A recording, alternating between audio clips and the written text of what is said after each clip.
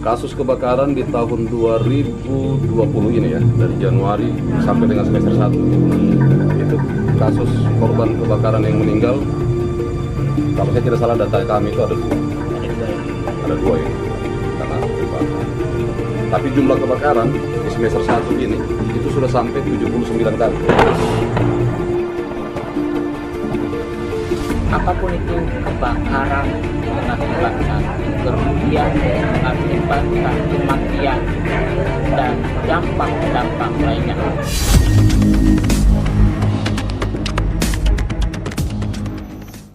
Assalamualaikum warahmatullahi wabarakatuh. Jumpa lagi dengan saya Dahana Jemudin, tentu di channel yang paling Anda tunggu.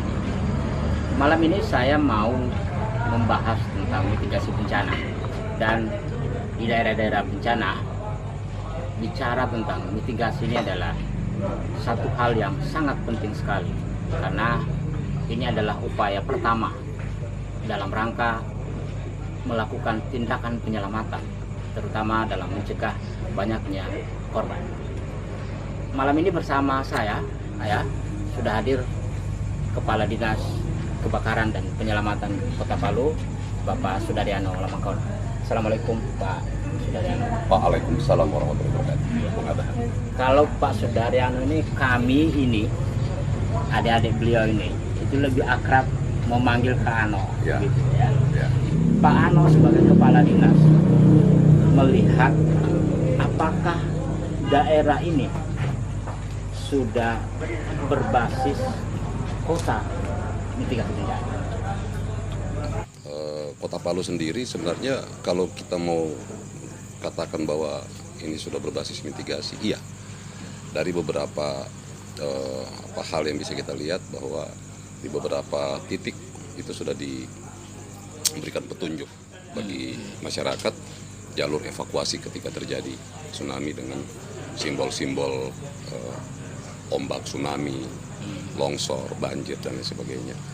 Karena memang di Indonesia ini secara geografis dan iklim itu sangat mempengaruhi bahwa potensi kebencanaan itu semua ada di Indonesia, termasuk di Palu ini. Apakah itu banjir, longsor dengan kondisi geografis yang ada. Gitu. Nah, cuman ketika Palu ini sudah melakukan perencanaan untuk menjadi kota yang berbasis mitigasi, ini harus diikuti dengan komitmen dan kontinuitas di dalam berbagai aspek kebijakan tentunya. Dari samping itu juga adalah bagaimana membangun pengetahuan masyarakat terkait dengan pola mitigasi yang akan menjadi kebijakan pemerintah gitu. Tapi mungkin diperjelas dulu ciri-ciri kota berbasis mitigasi itu apa saja? Dalam konteks kebakaran, mitigasi ini penting kita melihat dari penyiapan-penyiapan terkait dengan ketersediaan alat pemadam kebakaran. Karena ini terkait dengan perlindungan dan keselamatan. Siapapun yang ada dalam gedung itu, apakah orang yang tinggal atau orang yang datang bekerja, ini harus terlindungi dengan baik. Ada jaminan bahwa mereka ini terlindungi dari setiap musibah yang mengancam. Apakah itu dalam konteks bencana alam maupun bencana non-alam misalnya. Tapi sebetulnya kalau kacamata Pak Ano melihat bencana kebakaran, itu berapa besar sebetulnya potensi yang ditimbulkan atau akibat yang ditimbulkan dari bencana kebakaran itu? Sangat besar. Sangat besar ya? Sangat besar, pengaruhnya itu sangat besar. Artinya begini, kalau sebuah bangunan rumah terbakar, itu hampir dipastikan kebakarannya itu bisa mencapai tingkat 90% bahkan 100% habis. Gitu.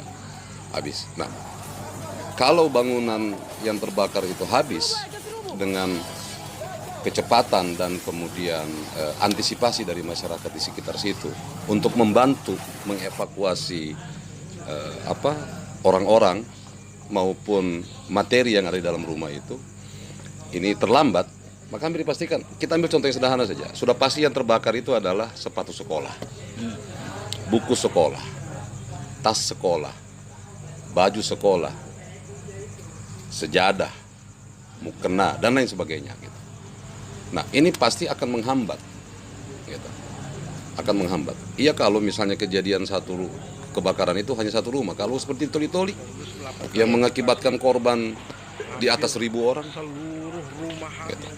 Nah, ini yang harus menjadi yang menjadi sebuah kepastian gitu dalam bagaimana kita membangun tata ruang yang lebih baik ke depan berbasis mitigasi tadi itu.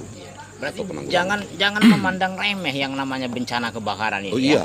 Kita sadar ada namanya bencana kebakaran itu setelah ada kejadian. Setelah ada kejadian, betul. Tapi setelah tidak ada kejadian, kita kemudian lupa yang namanya ada bencana kebakaran itu. Dari aspek tata ruang, Pak Ano. Ada begini. Satu kompleks misalnya untuk masuk ke sana dalam kompleks yang sangat sempit, pemadam itu sulit masuk. Daerah yang ideal atau kota yang ideal sesuai dengan tata ruang itu bagaimana seharusnya? Kota yang ideal itu kalau untuk mendukung operasi kebakaran ketika terjadi sebuah musibah kebakaran, itu harus bisa memberikan ruang terhadap manuver atau pergerakan armada pemadam kebakaran untuk mencapai objek atau titik kebakaran. Yang kemudian harus tersedia sarana prasarana hidran umum. Ini untuk memudahkan bagaimana pola partisipasi masyarakat untuk bisa melakukan penanggulangan secara partisipatif ketika terjadi kebakaran. Nah, tapi kan kemudian ini juga tidak bisa serta-merta kemudian ini harus kita wujudkan gitu. Nah, oleh karena itu ketersediaan sarana prasarana berupa bak air sebagai tempat penampungan air ini juga penting di setiap wilayah gitu. Tersedia sehingga jarak untuk pengambilan bahan baku bagi pemadam itu juga tidak memakan waktu yang terlalu lama.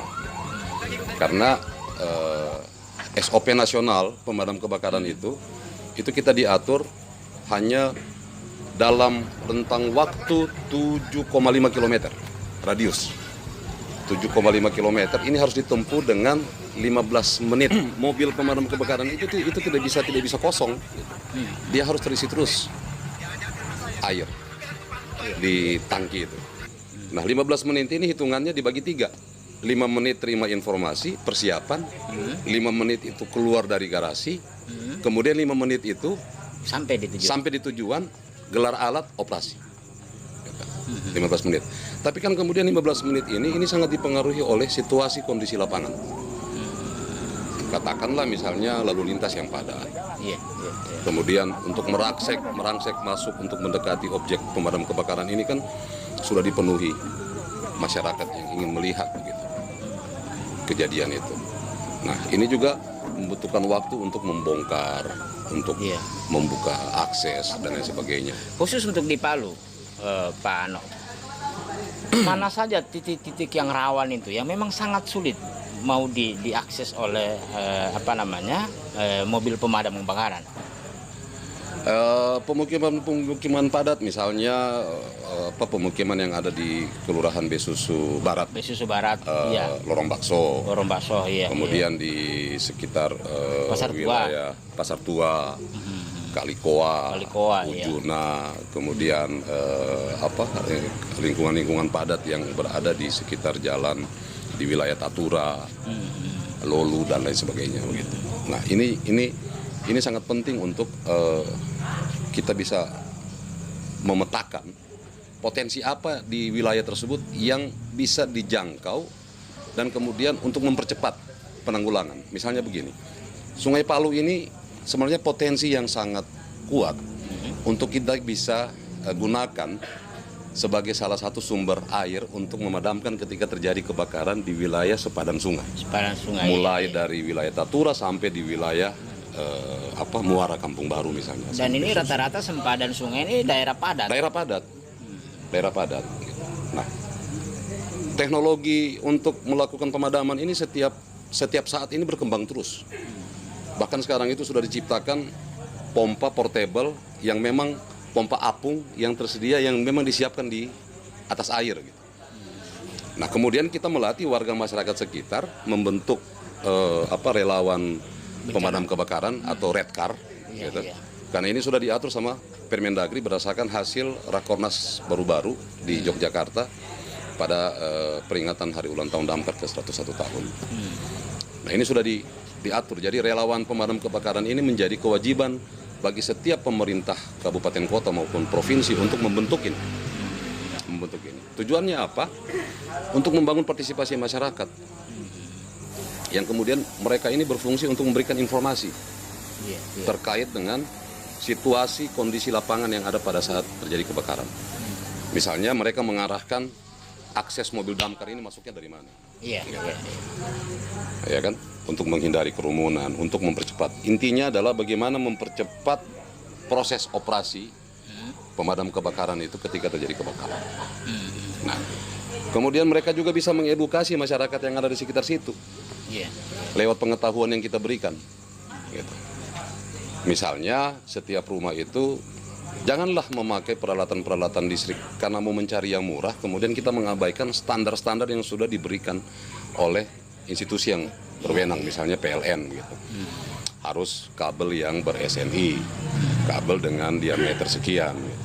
Ya memang risikonya mahal, tapi kemudian kita bisa terjaga begitu. Itu demi keselamatan. Demi keselamatan. Ini sama dengan COVID sebetulnya. COVID ini mahal sebetulnya. Iya, saya kira begitu.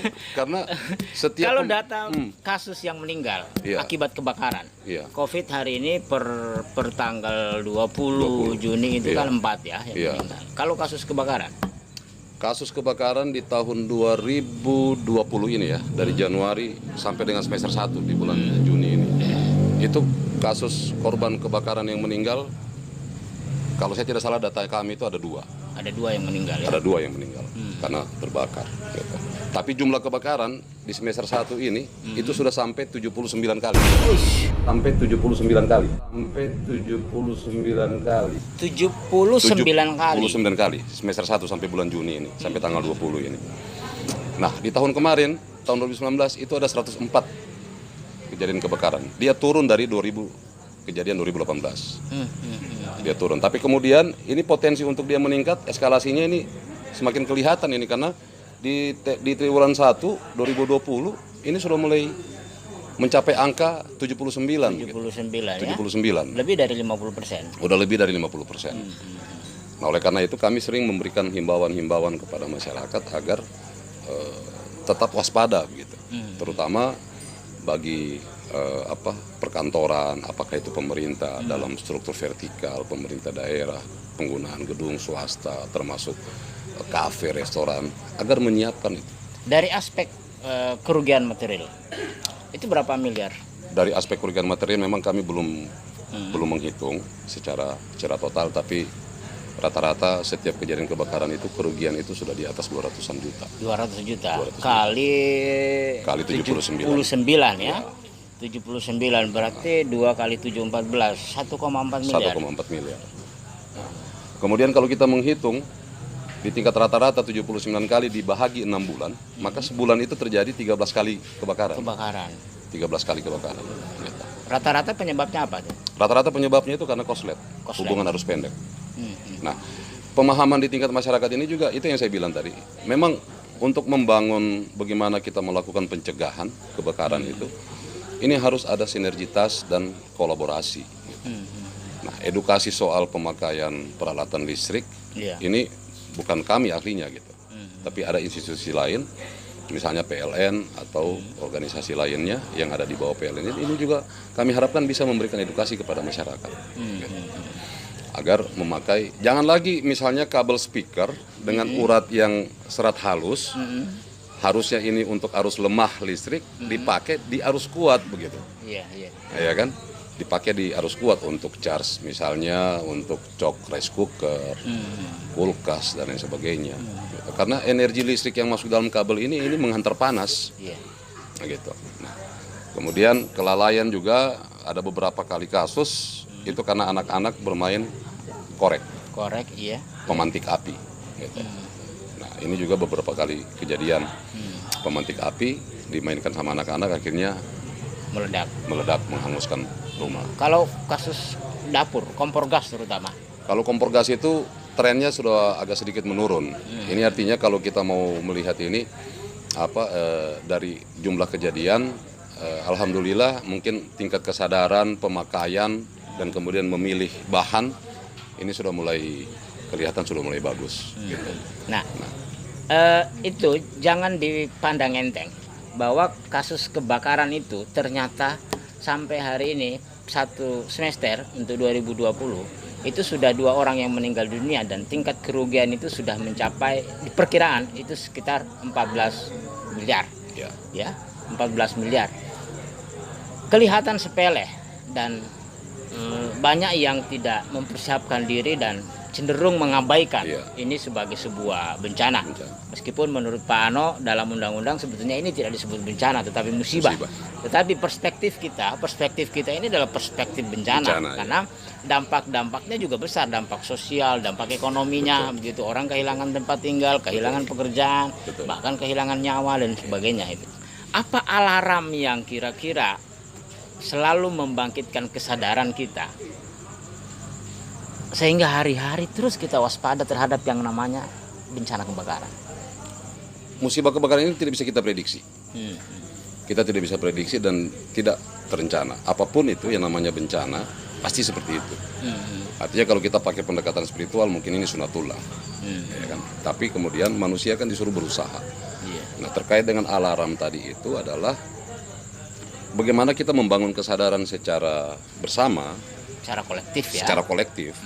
Ya, itu tadi misalnya penggunaan peralatan listrik, pemilihan materialnya, kabel, mulai dari kabel, stop kontak, steker dan lain sebagainya, begitu. Ya kan, untuk tidak melebihi kapasitas dari peralatan-peralatan yang kita gunakan. Itu satu. Kemudian harus kita melakukan edukasi melalui kegiatan sosialisasi, memberikan pengetahuan kepada masyarakat agar nantinya ketika terjadi kebakaran, satu hal misalnya kita tidak boleh panik. Gitu. Hal yang paling sederhana kalau kita mau memberikan edukasi kepada masyarakat, di setiap rumah itu disiapkanlah karung atau ada wadah loyang atau drum, ditaruh air, kemudian ada karung. Kalau tidak ada karung mungkin kain-kain yang tebal, handuk, selimut dan lain sebagainya. Itu kita tetap letakkan dia di situ. Nah, untuk menghindari akibat lain, misalnya ada nyamuk demam berdarah, maka setiap hari itu atau setiap 3 hari kita ganti airnya, gitu. Iya kan? Nah, ketika terjadi kebakaran ini sangat efektif. Ini sangat efektif untuk memadamkan api, karena unsur api itu hanya 3 ketika terjadi kebakaran.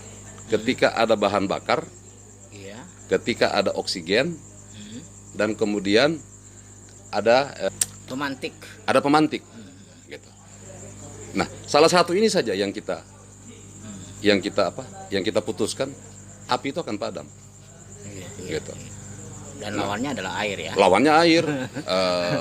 Tapi kemudian air ini tidak menjadi satu-satunya untuk peralatan untuk media untuk memadamkan api. Tergantung apa bahan bakarnya, apa yang ada di dalam gedung itu. Gitu. Misalnya kalau ada unsur minyak yang lebih besar, maka bukan air yang kita gunakan, karena air ini mempunyai unsur yang berat dan kemudian terpisah dari sifat minyak. Nah, gitu. Maka dia tidak bisa memadamkan. Nah, apa yang kita gunakan? Foam atau powder. Nah, ini yang penting, yang sering kita lakukan peringatan, kita peringati. Dalam setiap gedung itu atau rumah minimal ada 1 alat pemadam api ringan. Tabung itu ya. Tabung. Gitu. Isinya itu dari boleh sisi ketaatan institusi, pemerintah maupun swasta, perkantoran terutama, standar itu apa sudah terpenuhi secara menyeluruh, atau katakanlah misalnya 90% atau bahkan ini 20% pun tidak sampai dari seluruh institusi yang ada? Belum. Perkiraan itu belum sampai berapa itu. persen? Mungkin masih di bawah, sekitar di bawah 20% lah. Masih di bawah 20%. Masih di bawah 20%. Gitu. Nah, ini kita masih bicara soal APK-nya, alat pemadam kebakaran. Tapi kemudian kalau alat pemadam kebakaran juga sudah lengkap, siapa yang mengoperasikan? Ini juga terkait dengan satuan tugas yang ada di dalam gedung itu. Ini juga harus dibentuk, diberikan penguatan, diberikan edukasi, diberikan pelatihan, diberikan skill secara terus-menerus. Secara terus-menerus. Nah, Nah, ini menarik sekali. Kadang-kadang kita ketika kebakaran terjadi, kita begitu cepat selalu bahwa ini kehendak Allah begitu. Padahal kita tidak punya ikhtiar, tidak ada usaha sebetulnya ya. Mesti harus ada usaha. Harus ada usaha karena ya itu mungkin karena memang kondisi daerah kita terutama di Indonesia sebagai negara berkembang yang belum memperhatikan standar-standar tertentu terutama terkait dengan bencana kebakaran ini. Yang terakhir Kano, partisipasi masyarakat. Sekarang ini partisipasi masyarakat itu gimana? Adakah upaya-upaya tertentu yang dilakukan bahwa ada kelompok misalnya pemuda peduli kebakaran, komunitas peduli kebakaran, atau generasi muda peduli kebakaran, atau ibu-ibu peduli kebakaran? Ada nggak itu disiapkan atau didesain oleh dinas ini sehingga setiap saat ada yang mengingatkan kita hati-hati kebakaran, hati-hati, waspada dan terus waspada. Itu yang belum ada. Itu yang belum ada ya? Belum ada, belum terbentuk. Tapi kami merencanakan tahun depan itu sudah terbentuk di 46 kelurahan. Ini yang kami coba mengusulkan kepada Bapak Wali Kota Palu agar Kota Palu itu benar-benar dalam perspektif mitigasi musibah kebakaran, bencana kebakaran itu kita perlu mempersiapkan ini. Sama dengan misalnya dalam perspektif kebencanaan yang dari BPBD itu membentuk kelurahan siaga bencana begitu. Nah, tapi ini lebih pada operasional masyarakatnya, kelompok-kelompok muda, generasi mudanya. Ini yang kita persiapkan dengan nama relawan pemadam kebakaran atau disingkat Redcar. Nah, Redcar. Dan ini akan diatur oleh Permendagri nantinya, karena Kementerian Dalam Negeri itu akan mengeluarkan kartu tanda anggota. Kartu tanda anggota ya. Ini artinya itu tidak mengenal batas umur. Kami membentuk syarat-syarat khusus untuk di Kota Palu. Misalnya usianya itu tidak lebih dari 30 tahun. Iya. Tidak lebih dari 30 tahun. Kemudian minimal berijazah SMA. Karena untuk membangun sebuah komunitas atau kelompok yang ada di masyarakat yang bisa menjadi jembatan bagi pemerintah daerah juga harus orang-orang yang mempunyai pola pikir bagus. Nah, kemudian mempunyai semangat atau latar belakang pencinta alam lah, atau yang senang dengan dunia adventure gitu. Tugas-tugas kami ini kan bukan hanya sekedar memadamkan api ketika terjadi kebakaran. Kita juga melayani masyarakat yang membutuhkan air. Apalagi pada saat bencana kemarin itu. Itu hampir setiap hari ada informasi masjid, kantor, rumah masyarakat yang harus dilayani untuk membutuhkan air gitu. Padahal itu bukan tugas utama. Itu bukan tugas utama kami gitu. Makanya ada keluhan biasanya, kenapa air yang disuplai sama pemadam kebakaran agak sedikit kuning, ada busa. Iya memang karena mobil kita ini disiapkan untuk memadamkan api, bukan untuk air bersih. Bukan gitu. air bersih. Ya kan? Nah, kita di Damkar itu kita punya standarisasi alat gitu, yang uji cobanya itu dilakukan di laboratorium pemadam kebakaran yang berada di Jakarta. Jadi seluruh produk-produk itu harus masuk ke laboratorium dulu. Walaupun ada peralatan, kita menyesuaikan dengan jumlah anggaran yang ada. Yang penting dia bisa berfungsi bagus. Ini yang kita pertahankan. Gitu. Nah, misalnya selang itu sekali operasi di lokasi pemadam kebakaran, ketika terjadi kebakaran misalnya, kita tarik selang untuk masuk mendekati titik api. Ini kadang-kadang sudah melewati bara api, kadang-kadang melewati seng, kadang-kadang melewati paku. Secara tidak sadar sudah tertusuk, akhirnya bocor. Maka sistem manajemen peralatan itu juga untuk membangun sistem cadangan atau persediaan ini juga penting, sehingga dalam 1 tahun itu kita benar-benar bisa aman. Gitu. Ada juga satu hal, Bung Adaha, beberapa kali kejadian ini. Penjualan bahan bakar minyak di kios-kios ini juga. Ada berapa kali kejadian di Kota Palu ini itu dipicu dari itu. Penjualan bahan bahan bakar minyak itu. Ada kadang-kadang ada orang yang beli bensin atau beli bahan bakar premium dari botol isi di motor, tapi rokoknya itu masih di mulut. Gitu. Iya. Ya kan? Kadang-kadang rokoknya masih di tangan. Ada beberapa kali kejadian itu. Yang kami tangani sumbernya itu dari itu. Gitu. Dari bahan bakar minyak. Dari bahan bakar minyak itu. Terus ada pemantiknya api. Ada pemantiknya api. Nah, yang lebih fatal lagi ada kejadian juga orang kontrak halaman untuk bangun bengkel, kemudian bengkelnya terbakar, ya habis dengan yang punya rumah di belakang ini gitu. Bahkan tetangga-tetangga sebelah juga habis gitu. Ini kan itu yang saya bilang tadi, kalau kita bicara soal akibat itu sangat besar sekali, terutama itu dalam psikologis ya. Nah, pertanyaannya berapa lama waktu mereka bisa membangun kembali rumah itu? Rumah dibangun bertahun-tahun. Iya, bertahun-tahun. Tiba-tiba terbakar hanya dalam waktu 15 menit. Yang kedua, semua dokumen itu pasti terbakar. Apakah itu ijazah? Kalau dia pegawai negeri pasti ada surat keputusan pengangkatannya. Iya. SK awal sampai SK 100%, SK kenaikan pangkat. Masih bagus kalau SK-nya di bank. Iya. Masih kalau misalnya itu dititip di bank, itu lebih bagus. Iya kan? Masih bagus, tapi kalau yang ada di rumah, belum lagi ijazah anak, ijazah ini. Iya. Nah, itu semua yang harusnya menjadi cara menjadi bahan bagi kita untuk benar-benar kita bisa senantiasa waspada terhadap kejadian ini. Kano, satu hal yang menarik tentunya. Iya. Lintas daerah. Iya. Palu ini ibu kota provinsi, ada daerah penyangga Sigi, Iya. Donggala, mungkin Parigi Motong terlalu jauh gitu ya.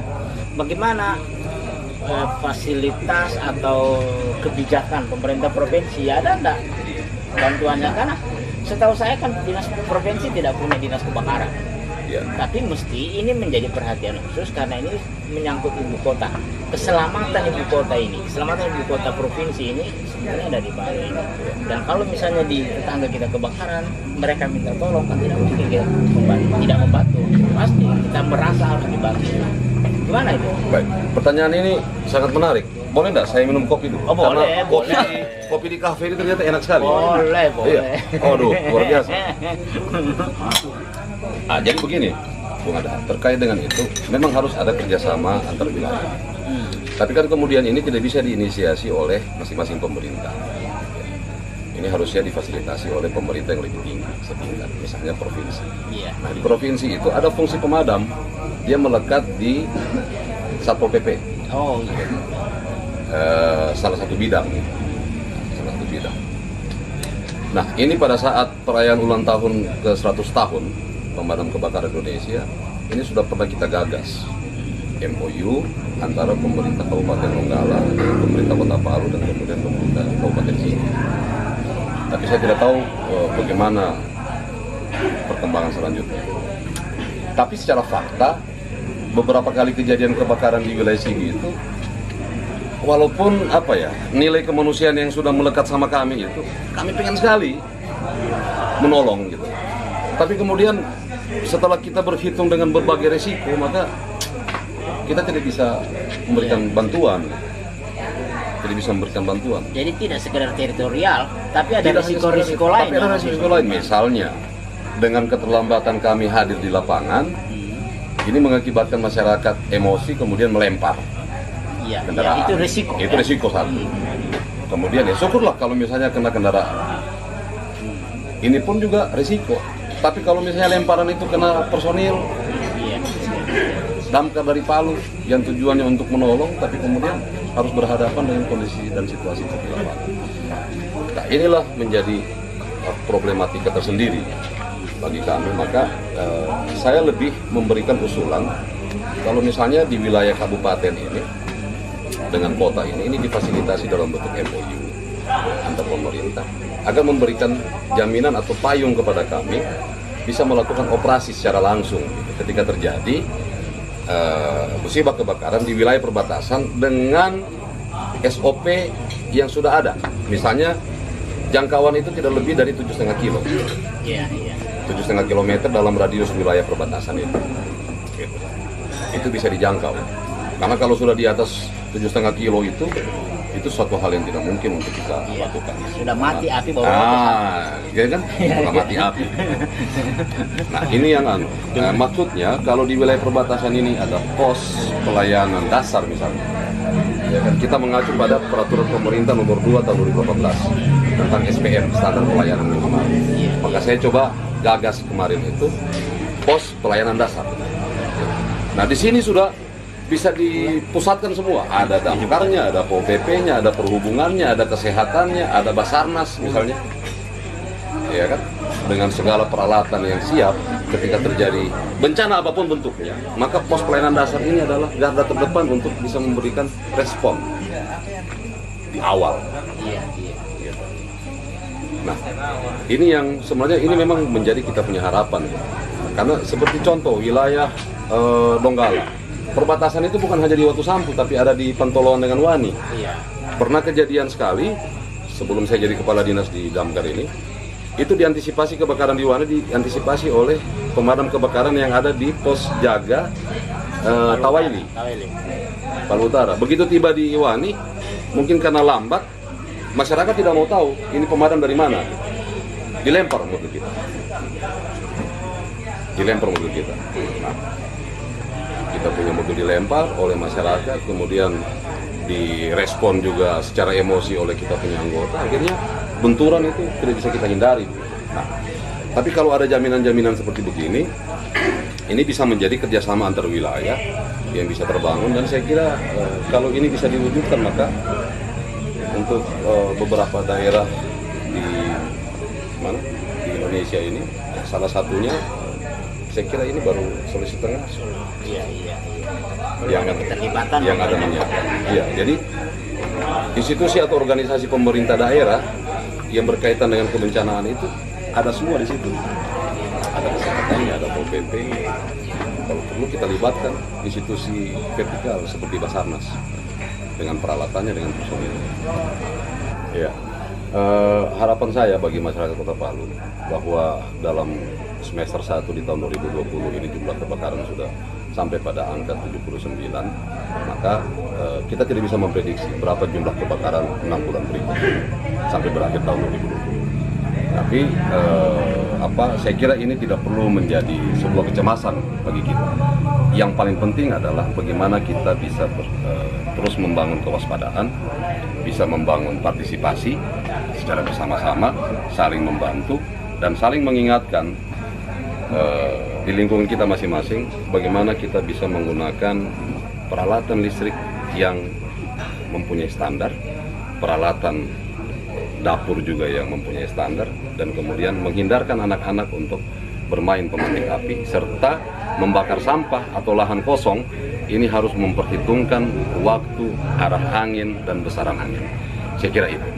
Maka dengan begitu kita akan bisa menciptakan Kota Palu ini kota yang aman dari musibah kebakaran. Saya kira itu. Terima kasih. Baik, Kano, terima kasih. Terima kasih. Ini mungkin orang memandang sebelah mata. Ya. Tapi diskusi ini penting. Ini terkait dengan keselamatan orang banyak, ya, terkait dengan nyawa orang, terkait dengan masalah sosial, ya, terkait dengan hati nurani, dan macam-macam. ya. Kadang-kadang ketika kita tertimpa peristiwa, musibah, lalu kemudian kita cepat-cepat menyalahkan Allah.